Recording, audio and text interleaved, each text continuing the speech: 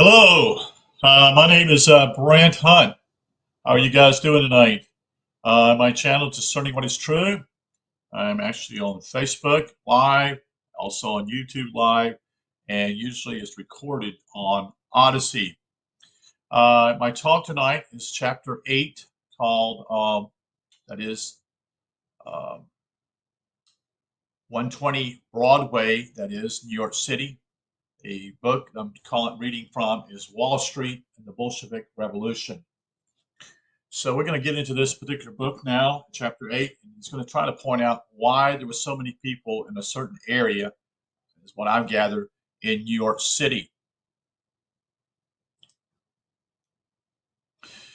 William B. Thompson, who was in Petrograph from July until November last, has made a personal contribution of $1 million to the Bolsheviks for the purpose of spreading their doctrine into Germany and Austria. It is based upon a source from Washington Post, February the 2nd, 1918. This is meaning simply is what we call the internationals, which is basically they've already got their destruction of Russia. Russia, and they're setting up the Soviet Union, and they're already looking outward to spread their evils to other countries. While collecting material for the book, a single location and address in the Wall Street area came to be the fore, that is 120 Broadway, New York City. Conceivably, this book could have been written incorporating only persons, firms, and organizations located at 120 Broadway in the year of 1917. Although this research method would have been forced and unnaturally, it would have excluded only a relatively small segment of the story. The original building at 120 Broadway was destroyed by fire before World War I. Subsequently, the site was sold to the Equity Office Building Corporation, organized by General T. Coleman DuPont, president of DuPont, the Nemours Powder Company, which makes gunpowder. It was one of the first things they did. A new building was completed in 1915, and the Equity Life Assurance Company moved back to its old site. In passing, we should note an interesting interlock in equitable history. In 1916, the cashier of the Berlin Equity Life office was William Schock, the father of Hadrian Horace Greeley Schock, later to become Hitler's banker and financial genie. William Schock was an American citizen, worked 30 years for Equity in Germany, and owned a Berlin house known as Equity Villa. Before joining Hitler, young Hamann Schock served as a member of the Workers' and Soldiers' Council, that is, a Soviet of Zehlendorf. That's Zehlendoff. This he left in 1918 to join the board of the National Bank for Deutschland. He co-directed Donat, D-O-N-A-T, was Emmett Wittenberg, who with Max May of Guarantee Trust Company of New York was a director of the first Soviet international bank called Ruscom Bank. In any event, the building at 120 Broadway was in 1917 known as the Equity Life Building, a large building, although by no means the largest office building in New York City. It occupied a one-block area at Broadway and Pine and has 34 floors. The Bankers Club was located on the 34th floor. The tenant list in 1917 in effect reflected American involvement in the Bolshevik Revolution and its aftermath. For example, the headquarters of the number 2 District of Federal Reserve System, that is, the New York area, by far the most important of the Federal Reserve districts, was located at 120 Broadway. The office of several individual directors of the Federal Reserve Bank of New York, and most importantly, the American International Corporation, were also at 120 Broadway. By way of contrast, Ludwig Martens, M-A-R-T-E-N-S, appointed by the Soviets as the first Bolshevik ambassador to the United States and head of the Soviet Bureau, was in 1917 the vice president of Weinberg and Posner, and also had offices at 120 Broadway Street. I should say street, just Broadway. In this, is this concentration of an accident? Does the geographic contingency have any significance? Before attempting to suggest an answer, we have to switch our frame of reference and abandon the left-right spectrum of political analysis. With almost unanimous lack of perception, the academic world has described and analyzed international political relations in the context of an unrelenting conflict between capitalism and communism, and rigid adherence to the Marxist formula has distorted modern history. Tossed out from time to time are odd remarks to the effect that the polarity is indeed spurious, but these are quickly dispatched to limbo. For example, Carol Quigley, professor of international relations at Georgetown University, made the following comment on the House of Morgan. More than 50 years ago, the Morgan firm decided to infiltrate the left-wing political movements in the United States. This was readily easy to do since these groups were starved for funds and eager for a voice to reach the people. Wall Street supplied both. The purpose was not to destroy, but to dominate or take over. Professor Quigley commented that apparently based on confidential documentation has all the ingredients of a historical bombshell if it can be supported. We suggested the Morgan firm infiltrated not only the domestic left, as noted by Quigley, but also the foreign left, that is, the Bolshevik movement and the Third International. Even further, through friends in the United States State Department, Morgan and allied financial interests, particularly the Rockefeller family, had exerted a powerful influence on U.S.-Russian relations from World War I to the present. The evidence presented in this chapter will suggest that two of the operational vehicles for infiltrating or influencing foreign revolutionary movements were located at 120 Broadway. The first, the Federal Reserve Bank of New York, heavily laced with Morgan's appointees. The second is the Morgan-controlled American and International Corporation.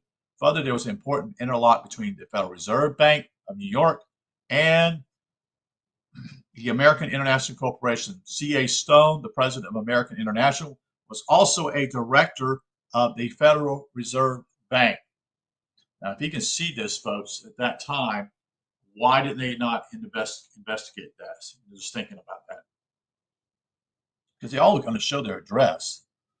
The tentative hypothesis then is that this unusual concentration in a single address was a reflection of purposely actions by specific firms and persons, and that these actions and events cannot be analyzed within the usual spectrum of left-right political antagonism.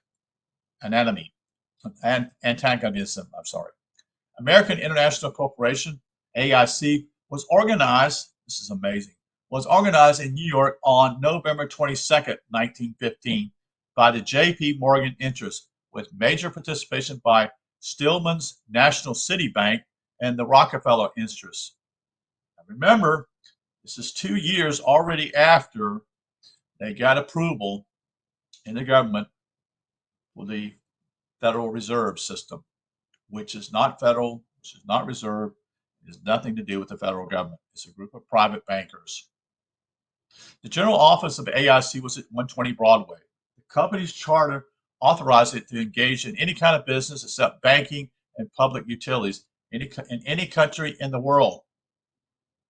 The stated purpose of the corporation was to develop domestic and foreign enterprises to extend Americans' activities abroad and to promote the interests of American and foreign bankers, business, and engineering. Frank A. Vanderlip, who was also at Jekyll Island, who's part of the National City Bank, has described in his memoirs how American International was formed and the excitement created on Wall Street over its business potential. The original idea was generated by a discussion between Stone and Webster, the international railroad contractors, who were convinced there was not much more railroad building to be done in the United States. And Jim Perkins and Frank A. Vanderlip of National City Bank, the original capital authorization was $50 million, and the board of directors represented the the leading lights of the New York financial world.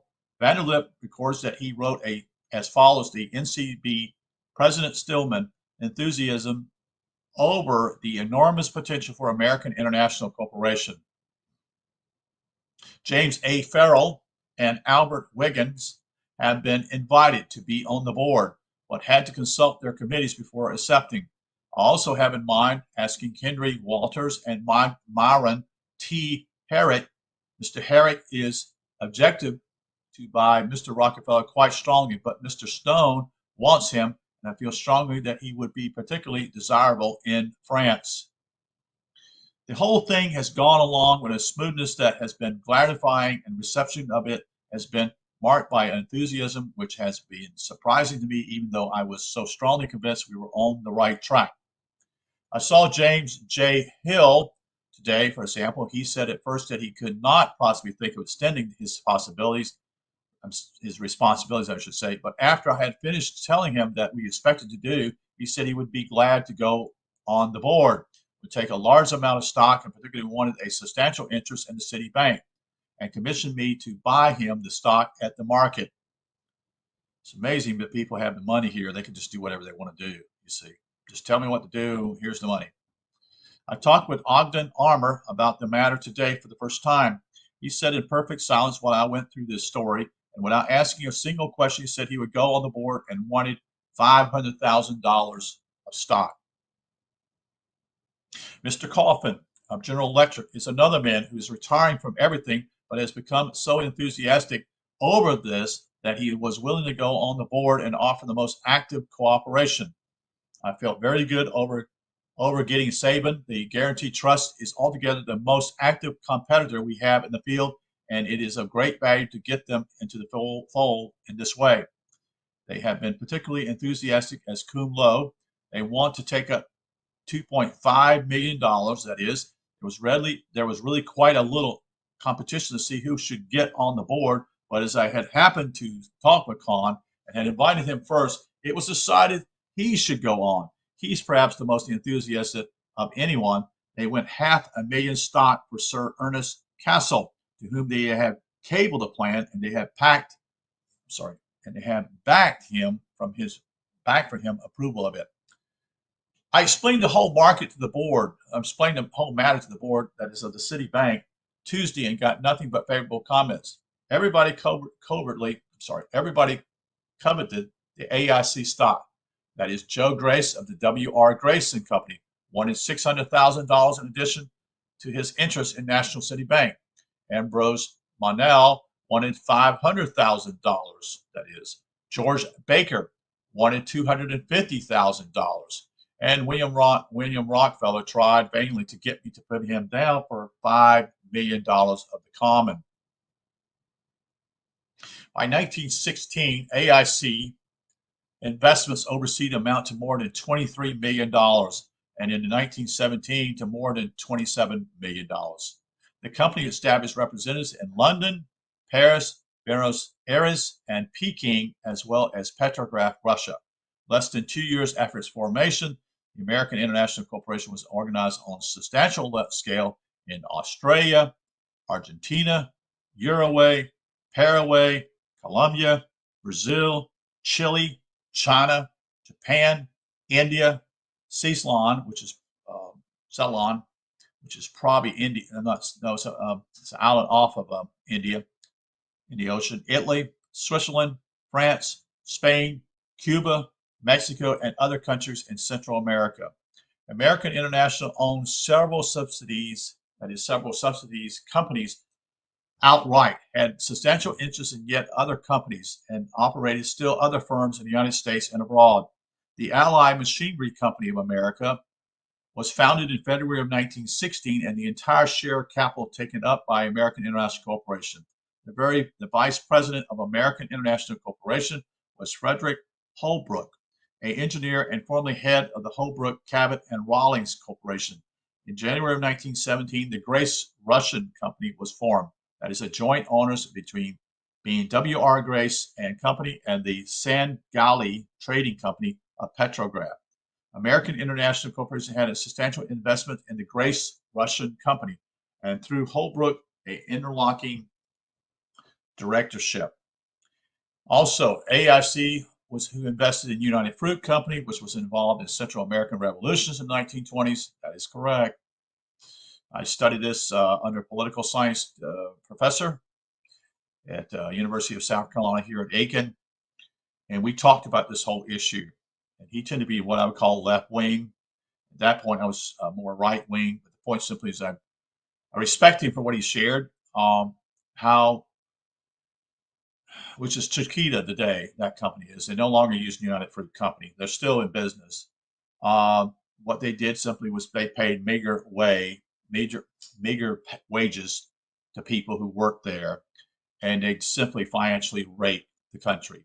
Mainly Guatemala is the one, but that doesn't mean there was not in other countries. Guatemala was the number one. So it'd be interesting. I think there's someone who's wrote a book on this also, if you really wanted to find out more about it. And truly, our government has been to Guatemala at least 3 or 4 times on behalf of United Fruit Company, that is the military, that has gone there and to force their way upon these people. Part of their stinking Monroe Doctrine. The American International Shipbuilding Corporation was wholly owned by AIC and signed substantial contracts for war vessels with the Emergency Fleet Corporation. One contract called for 50 vessels, followed by another contract for 40 vessels, followed by yet another contract for 60 cargo vessels.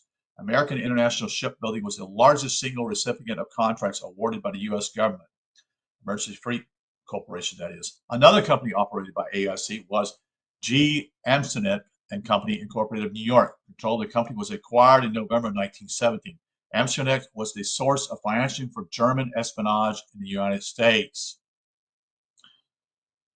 In November 1917, the American International Corporation formed and wholly owned the Symington Forge Corporation, spelled Symington, Forge, F-O-R-G-E, Corporation, a major government contract for shell forging.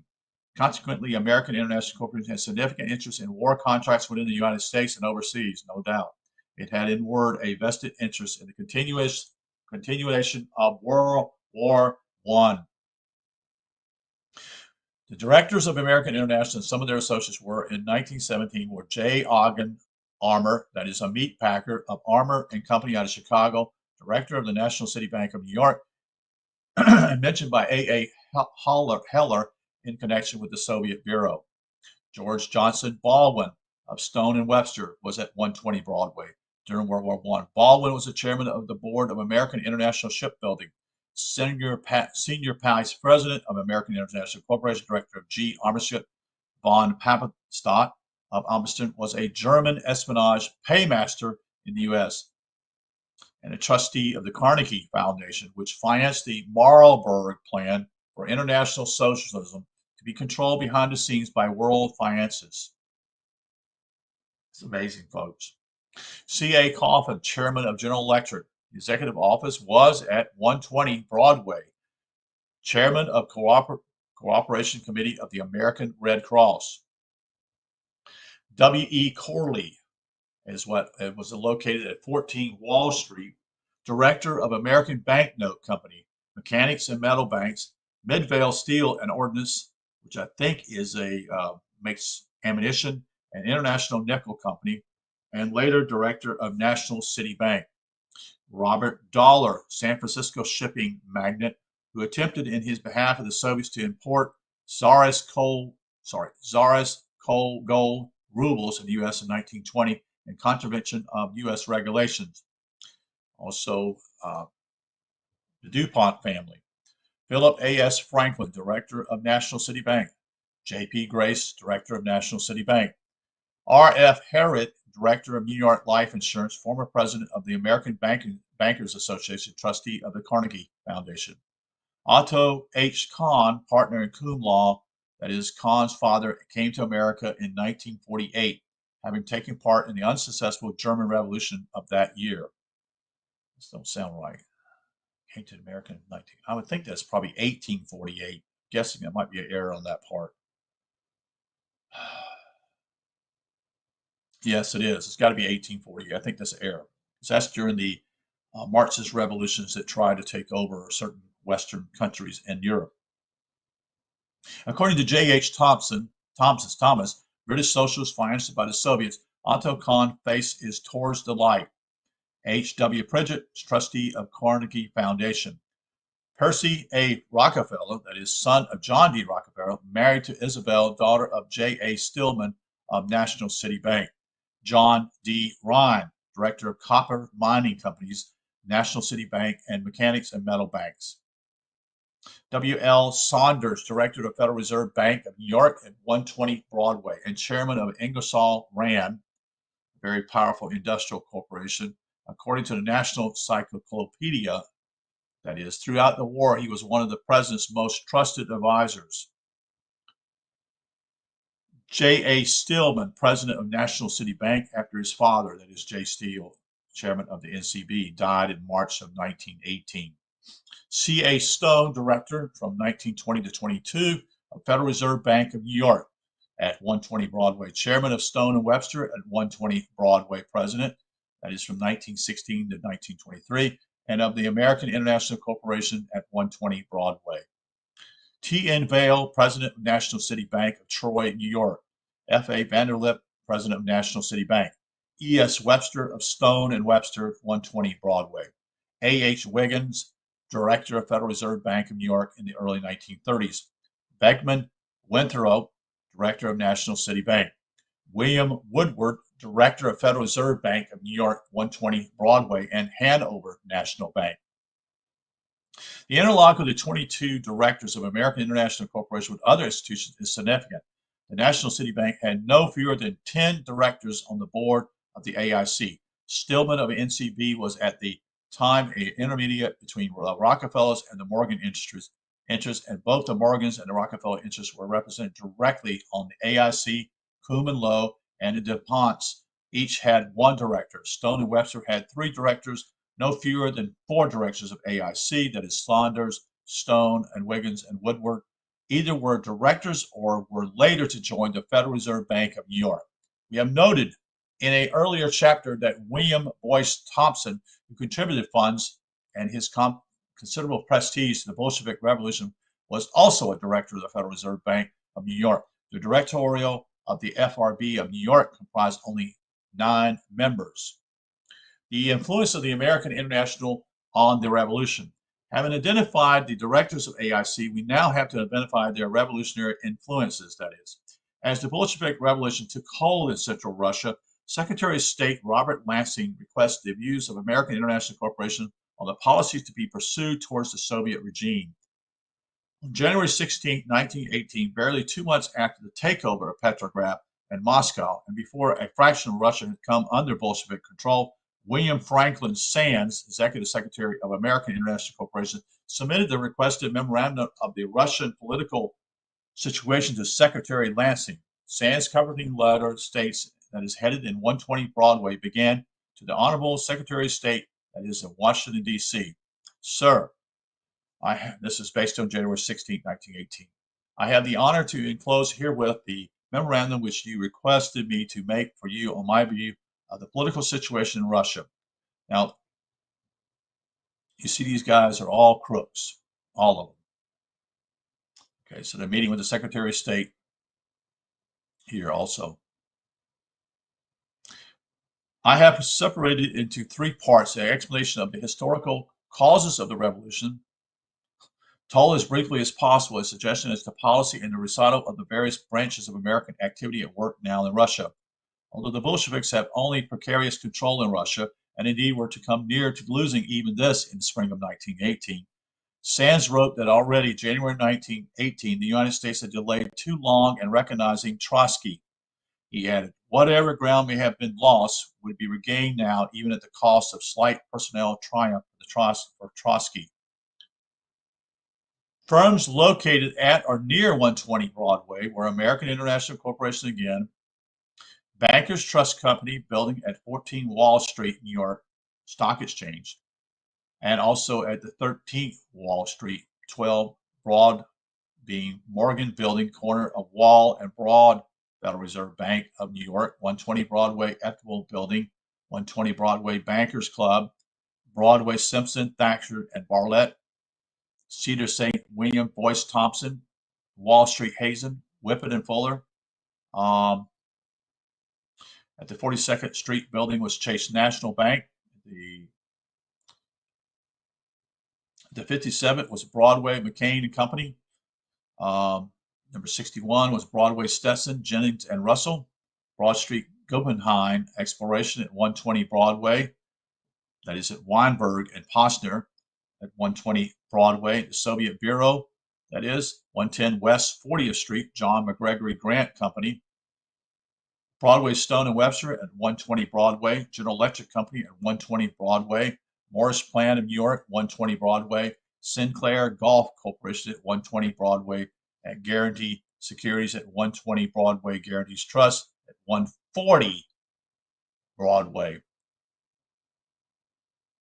Sanderson elaborates the manner in which the United States could make up for lost time, parallels the Bolshevik Revolution to our own revolution, and concludes, I have every reason to believe that the administration plan for Russia will receive all possible support from Congress and the hearty endorsement of public opinion in the United States.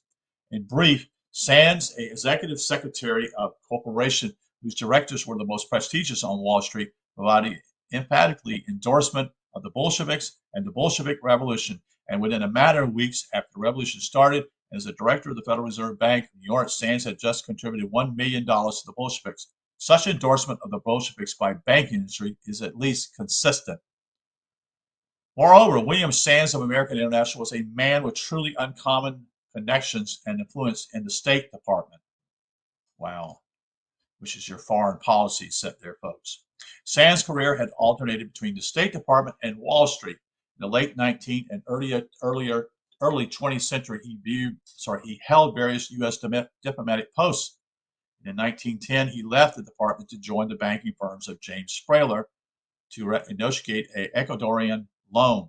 For the next 2 years, represented the Central Aquarel Sugar Company in Puerto Rico. In 1916, he was in Russia on Red Cross work, actually a two-man special mission, that is, with Basil Miles, and returned to join the American International Corporation in New York. In early 1918, Sands became the known and intended recipient of certain Russian secret treaties. If the State Department files are to be believed, it appears that Sands was also a courier and that he has some prior assets to official documents. Prior, that is, to U.S. government officials. On January 14, 1918, just 2 days before Sands wrote his memo on policy towards the Bolsheviks, Secretary Lansing caused the following cable to be sent in green cipher to the American legation in Stockholm. Important official papers for Sands to bring here were left at legation. Have you forwarded them, Lansing? The reply of January 16th from Morris in Stockholm read, your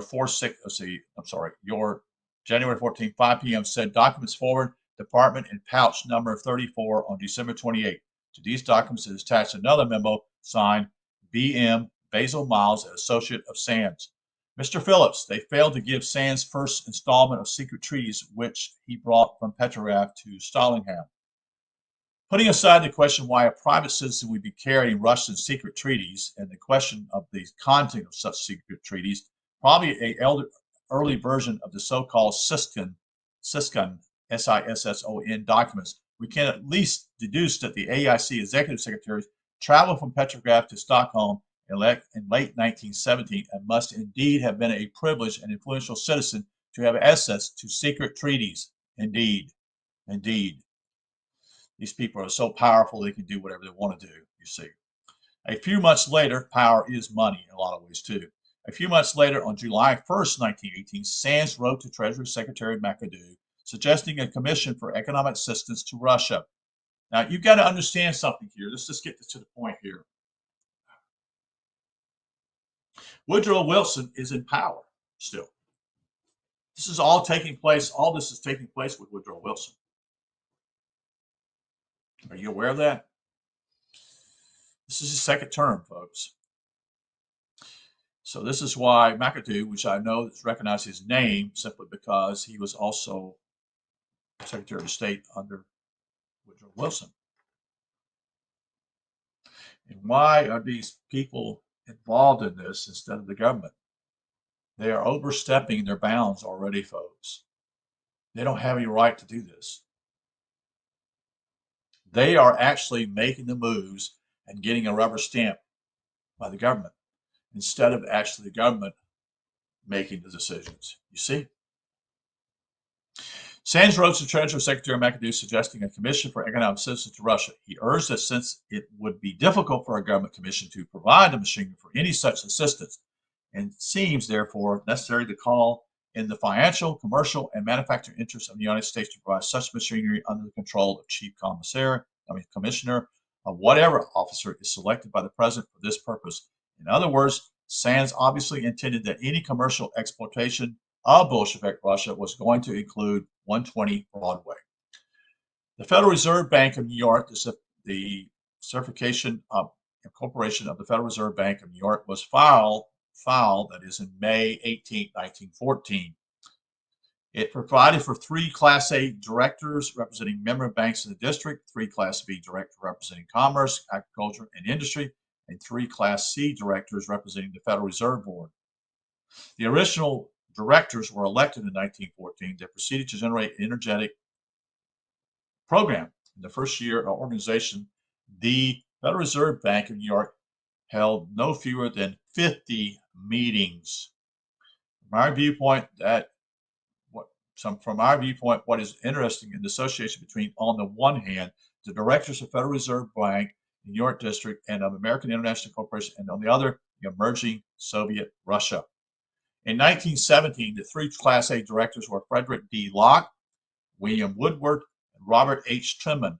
William Woodward was a director of American International Corporation at 120 Broadway and of the Rockefeller-controlled Hanover National Bank.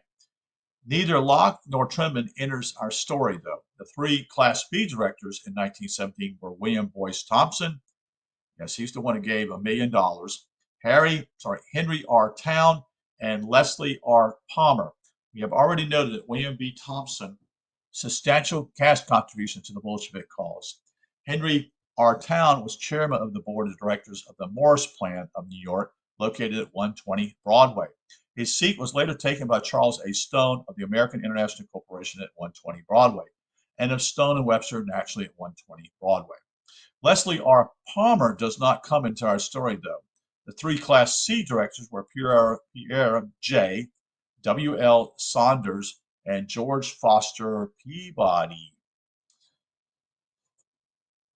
Nothing is known about Pierre J., except that his office was at 120 Broadway, and he appeared to be significant only as the owner of Brearley School, Brearley School Limited.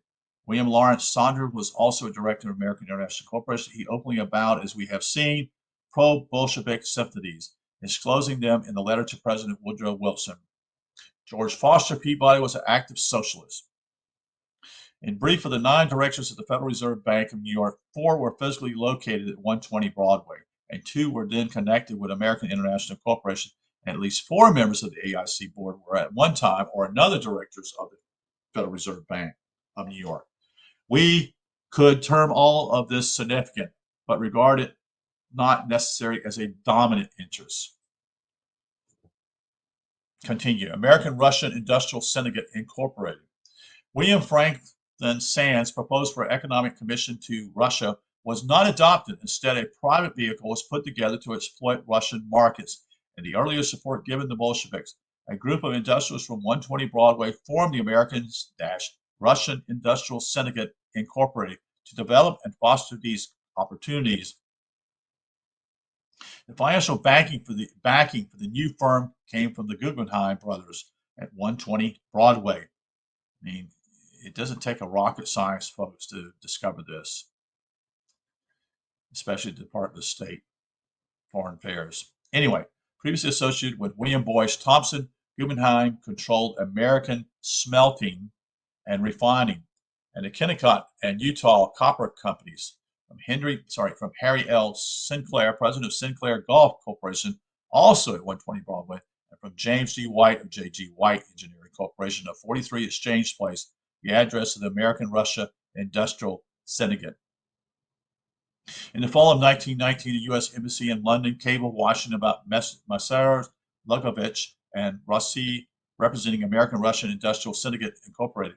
What is the reputation and the attitude of the department towards the syndicate and the individuals? To the cabled State Department officials, Basil Miles, a former associate of Sands, replied, "Gentlemen, mentioned together with their corporation are of good standing, being backed financially by White, Sinclair, and Guggenheim interests for the purpose of opening up business relations with Russia. So we may conclude that Wall Street interest has quite definitely ideas on the matter in which the new Russian market was to be exploited. The assistance and advice profited in behalf of the Bolsheviks by interested parties in Washington and elsewhere were not to remain unrewarded." So this whole idea to bring about the Bolsheviks would have never taken place under the Tsar. And that's why they've gone for it. They chose to go in as major corporations, major people, to destroy the Russian government by the help of many people who wanted this, in order to not only better their wallets, but to destroy what was there at that point. I'm not saying that I'm not saying the Russians were, a major industrial power. They were not. Russia had a lot of problems, especially covering all the areas it had, because they're a mix of all kinds of people living in Russia. Not all Russians.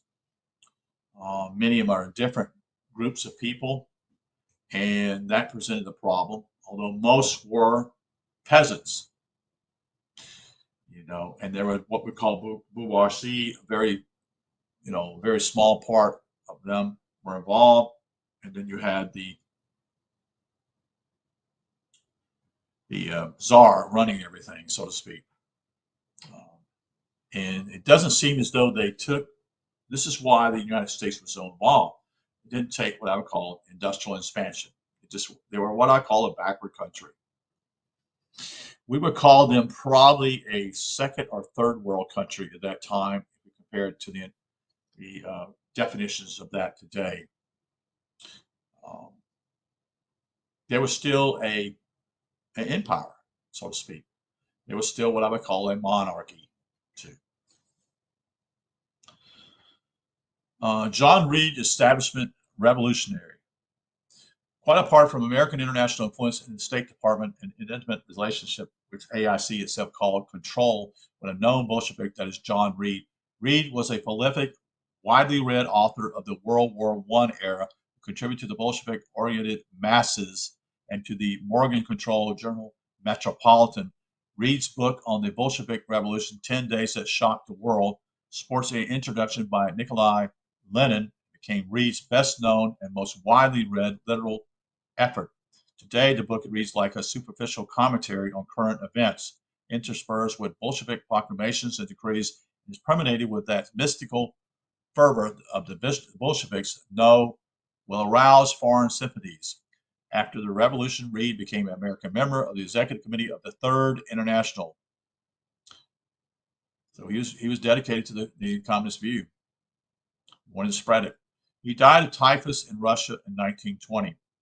The crucial issue that presents itself here is not Reed, known pro-Bolshevik tender and activist, but how Reed, who had the entire confidence of Lenin. Here's a book I should like to see published in millions of copies, translated in all languages. Commented Lenin in 10 days, who was a member of the Third International and who possessed a military revolutionary committee, that passed in 1917, November 16th, giving him entry into the Smolny Institute, that is the revolutionary headquarters, at any time as the representatives of the American Socialist Press. So this has been going on for years, folks. This doesn't happen by happenstance here. This took a lot of groundwork to be set up in order to allow it to happen. They've been busy bees here, but they've been busy ever since the Federal Reserve Bank took place. That's what's taking place here. It's not only to get the United States into a war in Europe, which we have never been involved in, and we had no business being there. And we were never attacked by any foreigner. That is Germany at all, or Turkey, as I recall, was part of that group. And I think it was Italy also involved in that group. And whoever else was involved in that group. We were never attacked. Physically, never. Only the German U-boat that actually took the Lusitania down. But they were warned. They were in wartime waters, folks. And the the British agency, the British Navy was supposed to protect this ship, and then they backed off because of Winston Churchill chose to do this because he was involved with the Navy. You got some wretches here, folks. And anybody that thinks that Mr. Winston Churchill is a great man, you got a lot to learn.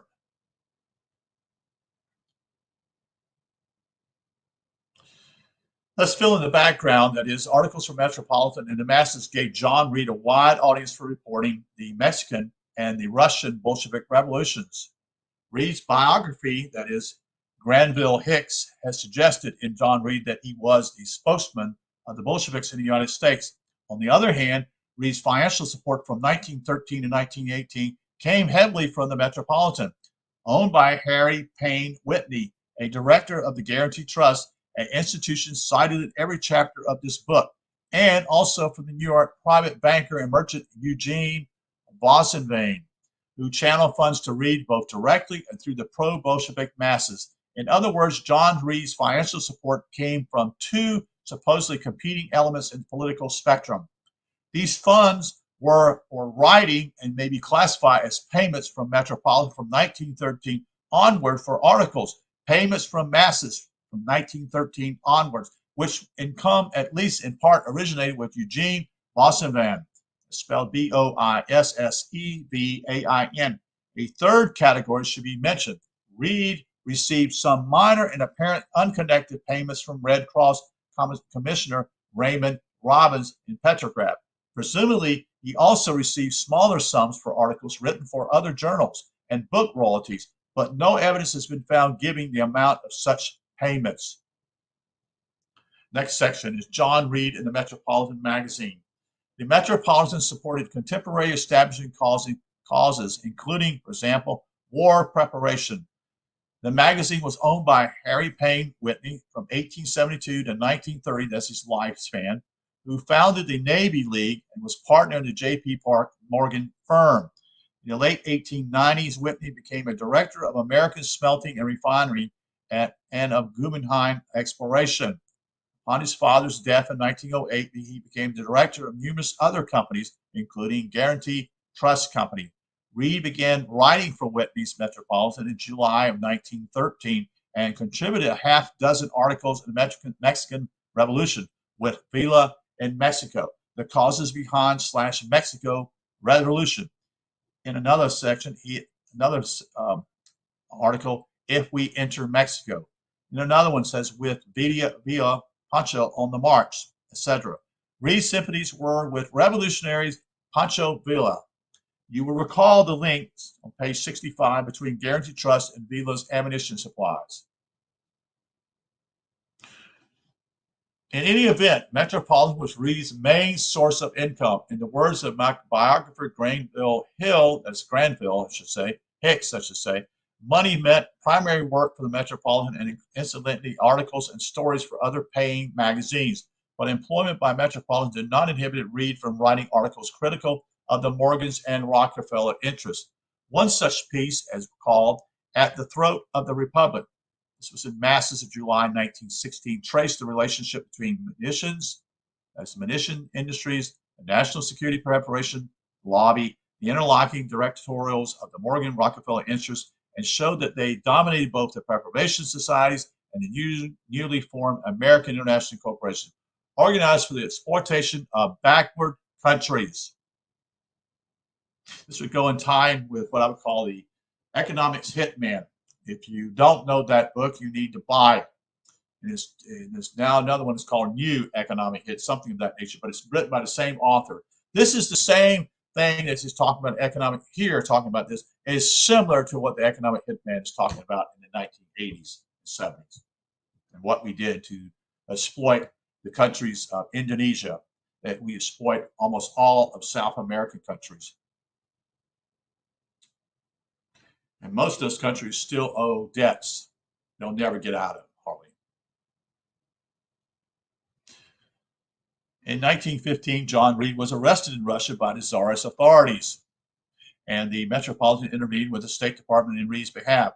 On June 21st, 1915, H.G. Wigingham wrote Secretary of State Robert Lansing, informing him that John Reed and Boardman Robinson, also arrested and also contributed to the masses, were in Russia, with commission from the Metropolitan magazine to write articles and to make illustrations in the eastern field of the war.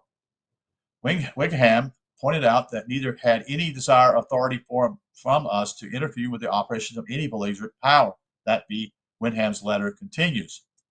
If Mr. Reed carries letters of introduction from Bucharest to people in Galicia of anti-Russian frame of mind, I am sure that it was done innocently with the simple intentions of meeting as many people as possible.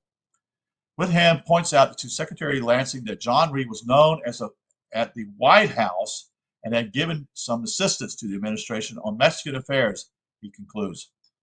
We have the highest regard for Reed's great qualities as a writer and thinker, and we are very anxious as regards of his safety.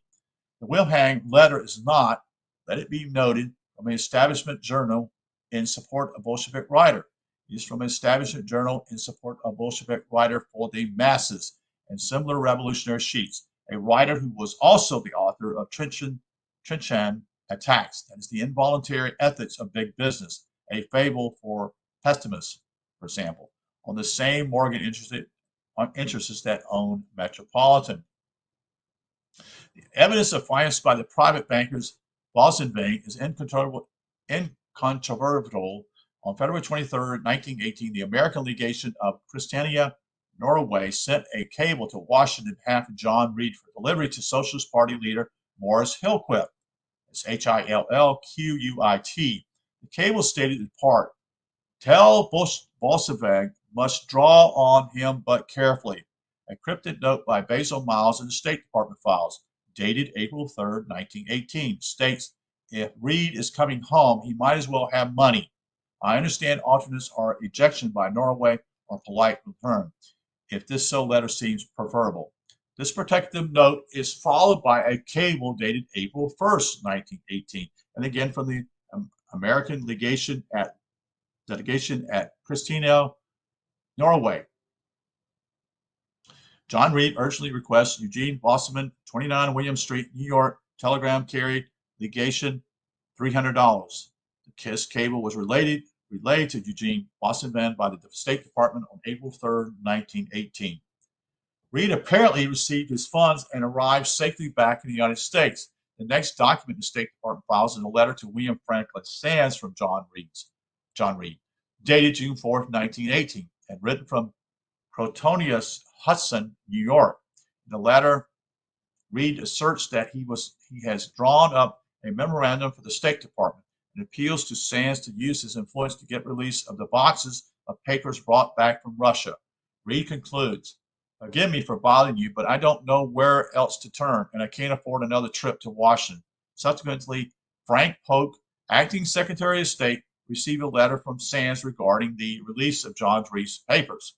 Sands' letter, dated June 5th, 1918, a day later, from 120 Broadway, is here reproduced in full. It makes quite explicit statements about control of Reed. This is it, the letter. "My dear Mr. Polk, I take the liberty of enclosing to you an appeal from John, that is Jack Reed, to help him, if possible, to secure the release of the papers which he brought into the countries with him from Russia. I had a conversation with Mr. Reed when he first arrived, in which he sketched certain attempts by the Soviet government to initiate constructive developments and expressed the desire to place whatever observations he had made or information he had obtained through his connections with Leon Trotsky at the disposal of our government. I suggested he write a memorandum on the subject for you and promised to telephone to Washington to ask you to give him an interview for this purpose. He brought home with him a mass of papers which were taken from him for examination, and on this subject also he wished to speak to someone in authority in order to voluntarily offer, that is, the information that might contain to the government, and to ask for the release of those which he needed for his newspaper and magazine work. I do not believe that Mr. Reed is either a Bolshevik or a dangerous anarchist, as I have heard him described. He's a sensational journalist without doubt, but that is all. He's not trying to embarrass our government, and for this reason refused the protection, which I understand was offered to him by Trotsky when he returned to New York to face the indictment against him in the Damascus trial. He's liked by the Petrograph Bolsheviks, however. Therefore, anything which our police may do, which looks like persecution, will be resented in Petrograph, which I believe to be undesirable because unnecessary. It can be handled and controlled much better by other means than through the police. So I'm getting the question here simply is that if you don't do what we're doing, it's going to be resented in Petrograph. He used the word persecution. I have not seen the memorandum he gave to Mr. Bullock. I wanted him to let me see it first and perhaps to edit it, but he has not. He had not the opportunity to do so.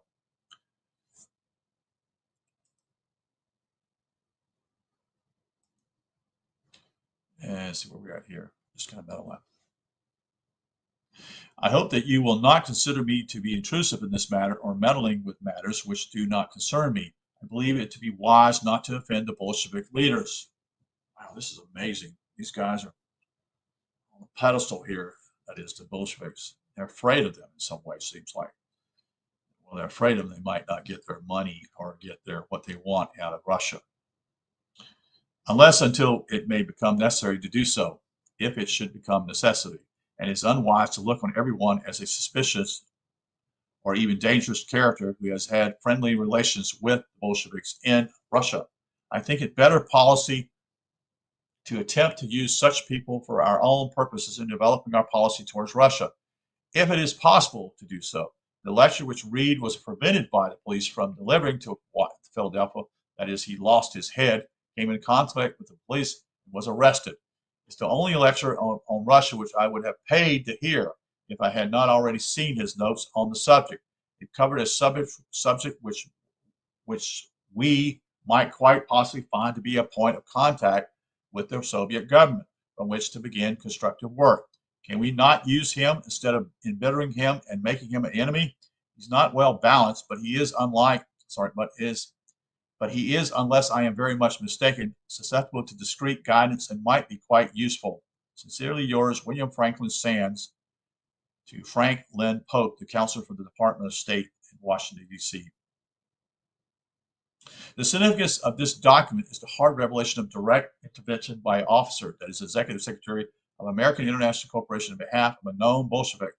Ponder a few of Sands' statements about Reed. He can be handled and controlled much better by other means than through the police. And can we not use him instead of embittering him and making him an enemy? He is, unless I am very much mistaken, susceptible to discreet guidance and might be quite useful. Quite obviously, the American International Corporation viewed John Reed as an agent or a potential agent who could be and probably had already been brought under its control. The fact that Sands was in position to request editing a memorandum by Reed, that is for Bullock, suggests some degree of control had already been established. Then note, that is, Sands' potential hostile attitudes towards and barely veiled intent to provoke the Bolsheviks. I believe it's to be wise not to defend the Bolshevik leaders unless until it may become necessary to do so, if it should become necessary. This is an extraordinary letter in behalf of the Soviet agent from a private U.S. citizen whose counsel the State Department has sought and continued to seek. A letter of memorandum that is March 19, 1920, in the state files reported the arrest of John Reed by the Finnish authorities at ABO, and Reed possession of English, American, and German passports. Ugh. Reed, traveling under the alias of Kazgormitli, carried diamonds, a large sum of money, Soviet propaganda, literature, and film. On April 21, 1920, the American legation at Helsingfors cabled the State Department, and forwarded by the next pouch certified copies of letters from Emma Goldman, I'll say that name again, from Emma Goldman. She's a communist, folks, very much so. I think she took over one of the countries in Eastern Europe. Don't quote me on that. Trotsky, Lenin, and Sorolla found in Reed's possession. Foreign offices have promised to furnish complete record of the court's proceedings. Once again, Sand intervened. I knew Mr. Reed personally, and as a 1915 Metropolitan magazine also came to Reed's, and H.J. Wigham wrote on April 15, 1920, to Bangbridge Colby in the State Department, have heard John Reed in danger of being executed in Finland. How did he be executed in Finland? Wait a minute. See, this is all, I don't know. This is wow. Hope the State Department can take immediate steps to see that he gets proper trial. Urgent request, prompt action. This was in addition to a April 13, 1920 telegram from Harry Hopkins, who was destined for fame under President Roosevelt. Understand, State Department has enormous as information Jack Reed arrested Finland will be executed, and one of his friends and yours and on his wife's behalf urge you take prompt action preventing execution and secure release. You sure can rely your immediate effective intervention. John Reed was successfully released by the Finnish authorities. A paradoxical account and intervention on behalf of the Soviet agent can have several explanations. One hypothesis that fits other evidence concerning Wall Street and the Bolshevik Revolution is that John Reed was in effect an agent of the Morgan interests, perhaps only half aware of his double role, that his anti-capitalist writings maintain the valuable myth that all capitalists are in perpetual warfare with all socialist revolutionaries. Carol Quigley, as we have already noted, reported that the Morgan interests financially supported domestic revolutionary organizations and anti-capitalist writings. And we have presented in this chapter irrefutably documentary evidence that the Morgan interests were also affecting control of the Soviet agent, interceding on his behalf, and more importantly, generally intervening in behalf of the Soviet interests with the U.S. government. These activities considered at a single address, again at 120 Broadway, New York City.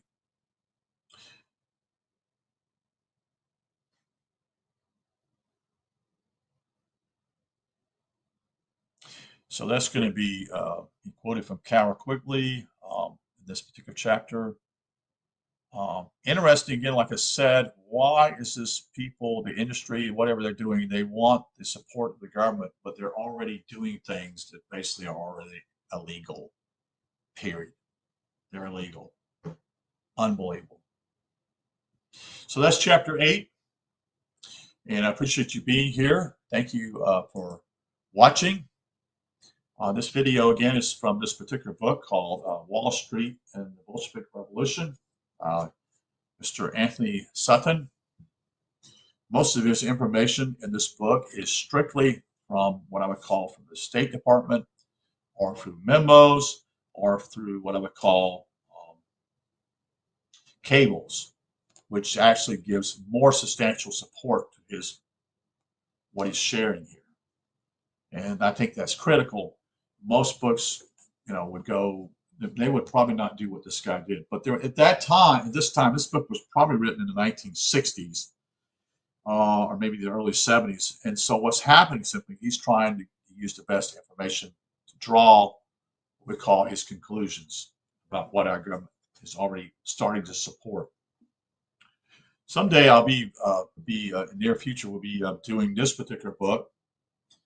This is a book called Behind Communism, Updated, Revised, and Explained from 1917 to 2010. This is a book by Frank L. Britton, B-R-I-T-T-O-N. Plan to do this sometime in the near future, so I just want to share this with you. There are important people in here, and there are women who are involved in this agency too. Most people are unaware of that. Bella Rosa is one of those, which is, I think, if I recall, did go part of the Internationalists, chose to take over a country. The communists took over a certain country. I'm thinking it's Bulgaria. I know it's not Romania. I said Bella Gold. It is. Let me look at this page and see what it says here. They usually have good information in this particular book. If you can get this book, get it. It's very well worth it. It goes into what a lot of things are going on at that time.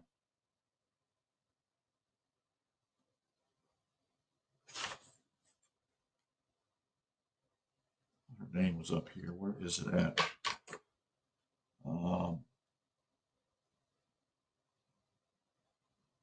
Bella Gold was assistant head of program surveys, Bureau of Agricultural Economics, United States Department of Agriculture, Senate Subcommittee on War Mobilization, Office of Economic Programs and Foreign Economic Administration. So I was wrong. So I'm glad I looked that up. So, and there's another one here by the same last name, Sonia, Sonia Stillman, Steinman Gold, Division of Monetary Research at U.S. Treasury Department, U.S. House of Representatives, Select Committee on Interstate Migration, U.S. Bureau of Employment Securities. So I'm obviously, Sonia looks as though she was in the House of Representatives. She was a representative. Bella Gold was not. She worked in government herself, not in government. That is what we call through a political office. So again, thank you for being here. Again, you're encouraged to share what you feel and like to look into. I am planning to read a particular chapter tonight afterwards here a little bit, taking a little break. And we're going to go into the unseen hand. And this particular book is going to be chapter 15. And it will be dealing with what I would call the Civil War. And many intriguing things took place. Not that long of a chapter. And you'll notice here that William Sherman has got a classic arm in his coat, which tells other people who are aware of this, that he's a Mason. You know, he's a military officer. Interesting. A picture of Abraham Lincoln also. Okay. All right. Thank you for being here. Hope you guys are doing okay. Again, this information is, for those who have eyes to see and ears to hear. It's amazing what's happened in history over 100 years ago, and now and the issues that are going on today, as the United States is itself very much in trouble because we have poor leadership and we have many communist operatives in office nowadays. They care nothing about the United States at this point. So they are willing to sacrifice the people here in a lot of ways. But we're not going to get into that part. But I just wanted to tell you this simply is that appreciate you being here and wish you a good night. You take care.